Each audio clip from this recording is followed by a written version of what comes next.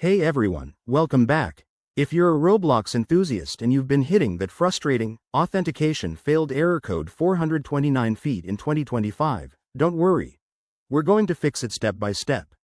This error typically pops up when the Roblox servers think you've made too many requests, like logging in repeatedly or accessing the game too quickly. It could be due to server overload, your internet connection, or even some app glitches, but the good news is, it's often easy to resolve. First things first, let's start with the basics. Check your internet connection, make sure it's stable and fast enough for online gaming. If you're on Wi-Fi, try switching to a wired connection or restarting your router. Sometimes, a simple refresh does the trick. Next, close the Roblox app completely and reopen it. On PC, you can do this by ending the task in Task Manager, or on mobile, just force quit the app from your settings. This clears any temporary glitches that might be causing the error. Now, if that doesn't work, let's clear your cache. For web players, go to your browser settings and clear the cache and cookies.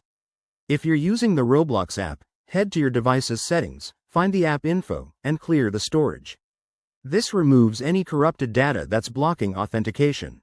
Another key step is to update Roblox to the latest version.